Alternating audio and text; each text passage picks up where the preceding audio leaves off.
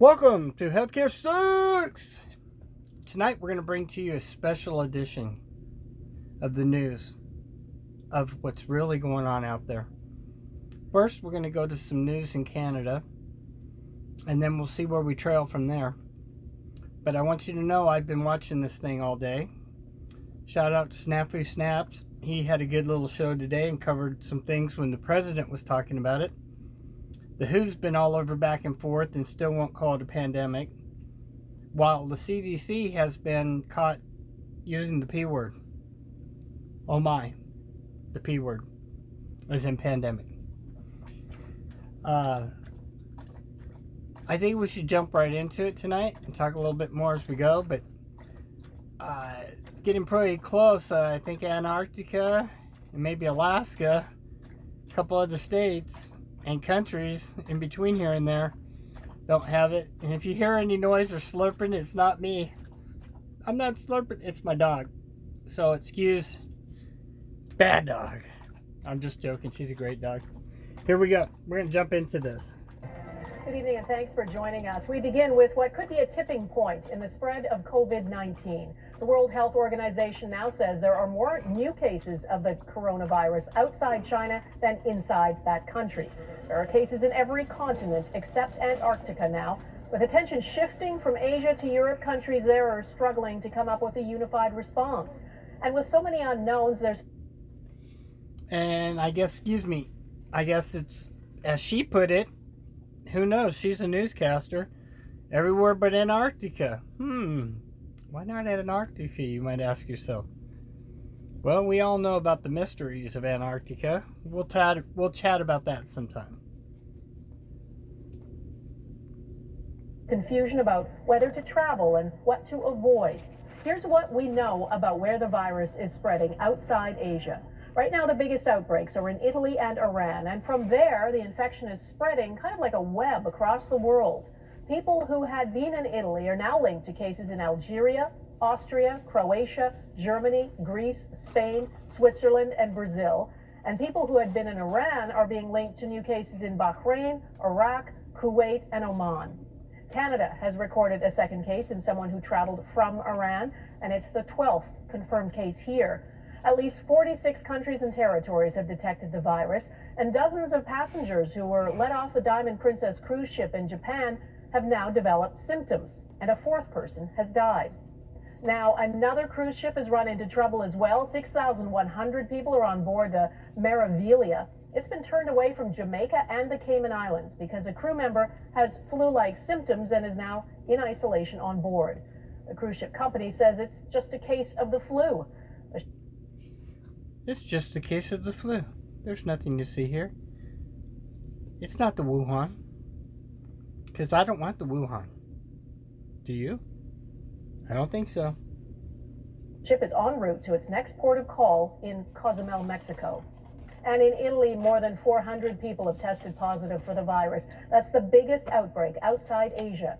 Crystal Gamansing has our top story tonight. Chemists in Milan are mixing up batches of hand sanitizer. Customers concerned about the new coronavirus bought up all of the available stock. Italy is the center of a European outbreak. Red zones in the north are being patrolled by members of the military and police. Anyone trying to sneak in or out could be jailed for 3 months. This Saskatchewan woman is stuck in Milan waiting. My classes were suspended for the following week, so this week. And that's basically all we've heard so far. Iran is another location of particular Lockdown. Canada was locking their people down too up there. If you tried to escape from one of their facilities, lockdown. They're locking it down. But wait, there's nothing to see here. There's nothing to see here. CERN is believed there are far more COVID-19 cases there than Iranian officials are reporting. A special investigative team from the World Health Organization will arrive there this weekend. Similar teams were deployed to China, and one is working in Italy. We take the virus and the situation very seriously.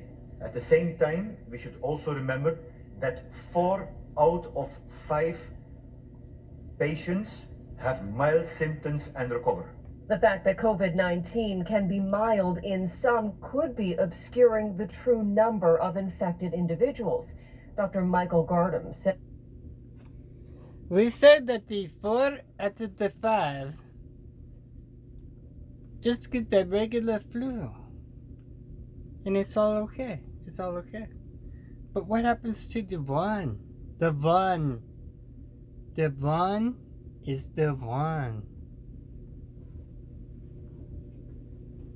as it's likely there are many more people out there with the virus. But we have not stopped anything. And I think that, the academics, the people like me who are out there looking at the epidemiology, I think there's pretty good agreement that we are heading towards a pandemic. Slowing the spread is critical, but responses are different in each country. Did he say the P word? He didn't say the P word. No way. In London, for example, the energy company Chevron told people to work from home until test results come back for a worker with flu-like symptoms. The UK has 13 cases. South Korea has more than 1,000 cases, but buses are still rolling after being disinfected. In uneasy times, this driver says it gives him a bit of comfort. Crystal Gamansing, Global News, London. Preparing for a virus that's new to humans and that experts still don't fully understand isn't simple. Canada does have a plan on how to handle pandemics. Tonight, Mike Lagature takes a look at the mechanisms that are in place to tackle an outbreak. Mike? Well, Donna, as COVID-19 has evolved into a wider global outbreak, so too has the federal government's approach to it. While the health minister says the current risk in Canada is low, Patty Hajdu is acknowledging that could change. Globally, there's a higher likelihood that we'll see an outbreak in Canada. Hajdu doesn't want Canadians to panic, but she says it could be prudent for people to be prepared just in case. It's really about, first of all, making sure that you do have enough supplies. If someone in your family becomes ill, if you yourself become ill, that you have what you need to survive, for a week or so without going out. Hajdu says Canada's National Microbiology Lab in Winnipeg has a more robust test for the coronavirus than the U.S. Is that the lab we were talking about in my previous videos back a ways? The one that the 2 Chinese people and students were asked to leave there by the FBI, and that they were working on something that looked awful like the W.19.C? I think so. And we're going to trust those people? By the way, a lot of test results, for some reason, are going to WHO to make decisions who's got it and who don't. You know how we trust those people. Yeah. You get my drift. Let's watch a little bit more of this. But did you know, by the way, Tom Cruise, the actor, is in quarantine in Italy. I'm digging through that story to try to bring you more, but it turns out that he was not only exposed, but I think part of his team has it, and they put the hush on it, guys. But I will, before we jump off the Mission Impossible boat, we'll make sure. But Tom Cruise is definitely in quarantine. In some ways, we're better prepared for a possible outbreak. And she added there's a federally coordinated pandemic plan that's been in place since 2009. There are a lot of similarities to how we would manage this compared to H1N1. Dr. Susie Hoda says some of the lessons learned from that outbreak and SARS were to ensure proper screening and proper protection for healthcare workers. Then there's the plan for people in the community, from things as simple as frequent hand washing to a more extreme step of suggesting people avoid mass gatherings. Sometimes schools and other areas where people are congregating quite a bit can get closed. So we modify the way that we interact with each other so we reduce that risk of people exposing each other. Canada isn't there yet, and to further calm fears, Ontario's Chief Medical Officer says we have a distinct advantage compared to past outbreaks.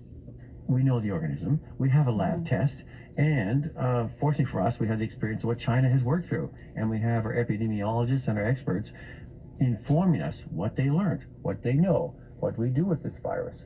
Doctor, do you notice all these people have the same tone? Everything's okay. It's all under control here, guys. I hope you're feeling warm and fuzzy tonight, because if you're not, I can send you the warm and fuzzy Wuhan teddy bear. For $19.95, you get the Wuhan teddy bear with face mask and pandemic kit. You can't beat the deal. $19.95. Get it before they're sold out. The Wuhan plus teddy bear from that gentleman. say sharing information internationally can help mitigate a global pandemic, adding 10 years ago, that level of coordination and collaboration didn't exist. Donna? Okay, Mike Couture in Ottawa, thanks. In the U.S., President Trump just addressed the American response to the virus. He's blamed the media for making it look as bad as possible. Today, he said he doesn't think the spread of the virus is inevitable, even though that's what officials from the American Centers for Disease Control said yesterday. There are 60 confirmed cases in the U.S. now. That number is likely higher, though, because few people have been tested, and many test kits were found to be false. Were found to be faulty, is what she was getting to. The test kits are faulty. Just like a day yesterday, it was 50. Okay, guys, it's 60. And heaven forbid me to disagree with the president tamping it down. But we all know, or at least I do. You want me to tell you why he's tamping it down? Stock market, guys. It's not even. It's all about the stock market. As you know, the president has been a stock market rock and roller. And when that crashes, it's going to hurt him. Whether anybody's admitting it at this point.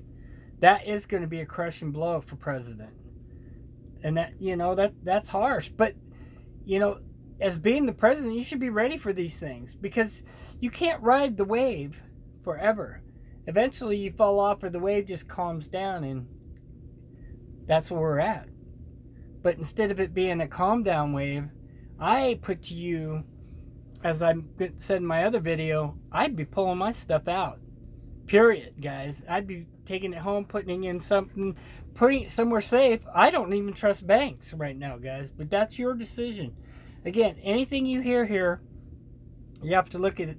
This is all fiction. Isn't that what we're supposed to say? There's nothing to see here. It's all fiction on YouTube. We don't know nothing. I know nothing. And, by the way, I'm supposed to say we're using the Fair Use Act. And, just so you guys all know, I do this just because I want to help you guys. It's not about the Benjamins or anything else. However, at the end of the film, I will put my little sign up with an address. And you can send me a little card that say, healthcare, you suck. Healthcare, you suck. Or, the other thing we're running is send me a concert shirt or some really cool shirt, and I will preview it in a video with your name, if you give me permission with your name. Otherwise, I'll just do the shirt. But we are not looking for funds. I'm doing this out of the kindness of my heart, and because God works in mysterious ways. Sometimes He works through me. If I can save you and your family, hey, I'm paid in full. You know what I mean? And the bottom line here is, I really just do care, and I really want you guys to make it through this thing. And I'm worried because the government's tamping it down way too hard. Real quick, before we go any further in this, I've had a lot of people ask me about when they should pull their kids, when they should do this, when they should do that. That's why I'm giving you all of everything I give to you every time you watch one of my films. You have to make that final call. However, my child, my last one in the nest, is a homeschooler. With that being said, if he wasn't, I would pull him. I'm going to just make the jump. Because, worst scenario, you just send him back to school in a week or two. And if the state doesn't like this, or CSD, that's Children's Services, doesn't like it, get a letter from them in writing so that when this goes awry, you could turn around and sue their asses. Excuse my French. And one more thing, I'm still asking for you guys to pick up the phone and call your governor, your senator, your congressman, House or Senate, either one, and tell them, I hope you're prepared to make arrangements with our landlords, anything that we owe bills to, the power companies, etc., and give us an allotment of money to have foods come into the house. Because when you quarantine us, we're not hearing about how it's all paid for. And everybody that I know, and I'm sure bunches of you and everybody you know, goes from check to check. So they're going to have to stipulate our mortgages, our rents, or, like I said, a fund to go and buy foods. We need to get on the phone with the governors, these political people, all the way up to Mr. T, and say, hey, start getting ready because you're going to quarantine, you got to pay. And we ain't having more homeless over this thing. That would create an epidemic in the millions. And I'm not kidding. Hundreds of millions could, if people started losing their places to live over this and spreading out there in public, it would be a crisis beyond. So it's not all doom and gloom. The point of it is to just be prepared. That's what we do here at Healthcare. We try to get you prepared. And with that, we love you all, and we're going to watch a little bit more of this. Faulty. Jackson Prosco has been listening to the president. Jackson, what's his message? Well, Donna, the president spent most of his press conference repeatedly downplaying the threat of coronavirus, suggesting it's very much the same as the flu, even though its mortality rate is much, much higher. Trump, in fact, expressed his own shock at learning about the mortality rate of the regular flu. He bragged that the U.S. is better prepared than any country. He said all cases of coronavirus in the U.S. will still be gone.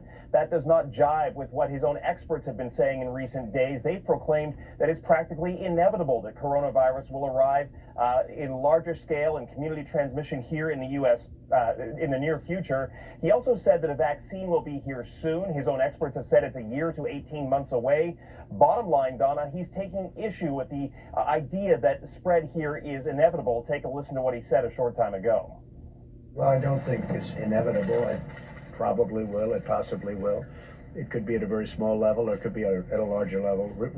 Whatever happens, we're totally prepared. We have the best people in the world. Jackson, the president, sounding very optimistic. Not many people in the... Actually, I didn't hear... I watched that, guys. And I didn't hear optimistic at all. I heard, well, it could be, or it could be, which is jumping the fence to the left and the right, guys, and not hitting to the point to where bringing the hammer down. And it's about the stock market, guys. Bottom line.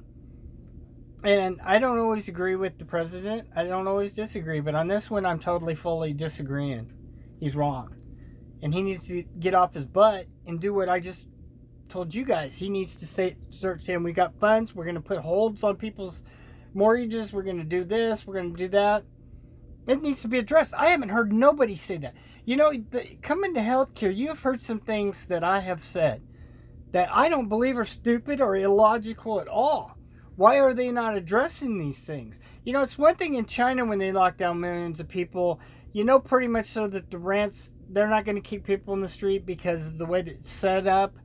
And they'll just tell the people that, you know, put everything on hold, basically. In America, when you start telling the banks they're not going to get paid, they're going to want to take people's homes. Cannot be happening, because this has to be put so that everybody gets put on hold. Landlords, rental companies, you name it, cars that you're buying, everything you're buying on credit, guys, has got to be put on hold. Am I wrong? I want you to think about, talk to your friends and neighbors and tell me, am I wrong with what I just said? And then let me know. I don't think I am. The U.S., though, have been tested. I think it's about 500. That compares to tens of thousands of people in countries like South Korea. And the CDC has admitted that some of its test kits are faulty. What's going on? Yeah, there's a real concern here that no one has a full picture of the spread of the virus here in the U.S. or whether community transmission is already taking place because of those limits in testing capacity. As you mentioned, faulty kits, they've been very narrowly distributed to only 4 or 5 sites. The situation's so dire for some health authorities that in Hawaii, they've asked to send their samples to Japan for verification. Donna, the president has appointed his vice president, Mike Pence, to oversee all these efforts, but suggested that there's no need to ramp up testing capacity right now. All right, Jackson Prosco in Washington, thank you. There's a And I disagree again. Are they nuts, guys? First of all, yes, if the testing kits, which I guess they are, I've been hearing that they're 50 to 75% faulty. And then once you get a full blown, then yeah, it's going to test positive. So, is it going to spread? It's going to spread. Can we stop it? No, we cannot stop it. We cannot stop it. You know why? Because it's a bioengineered weapon. I've been telling you guys this all along. I'm not going to candy coat it. I love you all, man. If I candy coat it and say you've got a serious wound in an artery that if we put a Band-Aid on it, you're going to be just fine. It's all going to be good. Nothing to see here. It's all fiction. No, at Healthcare Sucks, we're telling you the truth. This thing's a full-blown severed artery, and you got to get in there and you got to tie it off, and you got to do whatever needs to be done. And I'm not being mean. I love you guys, man. I want you to survive this. I want your family, I want your friends, I want your neighbors to survive this. But to survive this, guys, we have to be, Team Troy, Team Healthcare Sucks, Team you, Team your neighbor's team. We have to be one. We have to be back to that, what I kept saying. The 99% needs to pull with the 99% and look out for ourselves. Because the 1% right now is looking out for themselves. As I covered in China, they're moving into those ghost cities. They already took the elites and are moving them. Why they're not plagued out, they hope. But this could end up being with a movie where they move the people and it travels there too, very easily. And news today is it's mutating again. I've been doing a lot of referrals over to Shrimp Zoo. That's what he's called, Shrimp Zoo. It's what he is, what he does. But the guy is credible, I think. And he was covering some things. You might go check him out. I'm not greedy. I'm not looking for fame and fortune, guys. Another one to check out, BP Earthwatch. Marfugel. Healthcare Sucks. Oh, that's me. Healthcare Sucks. Snafu Snaps. The Great Dabu, which is Dabu 77 or Dabu 777. Council of Time, Michael. Pastor Paul. I could go on. There's dozens of them out there. I'm not going to hit them all. VW Prepper. Truth Not Fiction Matters. I'm probably not hitting everybody. What we need to do is you guys sit down and send me a list, and I'll do a shout out to everybody. I think that's credible. I know I just covered a wee bit, but what I'm telling you is what I told you during this broadcast. Those things I'm talking about with the us having monies to buy foods, if we're going to be put in under quarantine, some kind of account for everybody to have, like a bank card, food stamp thing, etc. But it has to be to order food too, not just certain. It has to cover. Plus to pay our mortgages. I'm not kidding about this. Nobody's talking about this, guy. For you to pay your rent. If you're stuck in your home and you're not going to work and your rent comes due, have we heard about these things? No. So with that, I'm going to leave you with this. Don't forget, t-shirts, I'll wear them. Or just a Healthcare You Suck letter or postcard or whatever. Because at Healthcare, we love you and we love news. And it's going to look all hillbilly because I'm not professional yet. But hell, I may never be a professional. You know why? Because I spend time looking up this stuff so I can bring to you what's really going on. So with that, healthcare sucks. I love you. Here's, in case you do want to send a shirt, I will wear it during the broadcast. You want to send a card that says, healthcare, you suck? I will read it. And you know what? I will turn around on air and I will thank you for it. And with that, brothers and sisters, I pray we all get through this thing. But you know, I keep hearing a lot of optimism is like, we all hope it's not going to get this bad. We all hope this and hope that. We do hope that. Yeah. But you know what? We need to be prepared because just turn on the tube. Start going through it on YouTube. Look at what's out there. It's not stopping, guys. It's spreading. So I love you. Good night. We're going to make some more videos really soon. Maybe tonight. And healthcare sucks. And it's been wonderful having you tune in tonight and share the experience of learning these things that we've watched and share the things that the questions I'm putting to you guys. If you have answers to those things that I put out the questions, let me know. Hell, have your governor or your senator call me. Because I'd love to interview those people. As a matter of fact, I'm going to reach out here in Oregon to Little Brain Governor Kate. And the reason I call her that, to be honest with you, it's not to be mean. It's that she's showing over times she does not care about the homeless. She does not care about the Oregon people. She cares about 3 different zones or 4 that does a lot of our votes up in Multnomah County. And then the rest of the whole state of Oregon, we're all trash. And we're not. Because you know why? We're the 99%ers. Love y'all. And that's a real salute to the men and women who serve. We're going to need you, brothers and sisters, because it's going to get to be a bumpy road really soon. Plus, we're going to need you guys because there's other things going on out there that we're not talking about right now and that we're not privileged to know. But with this going on and that going on, it's the perfect time for sneak attacks. Good night, folks. I'll be back.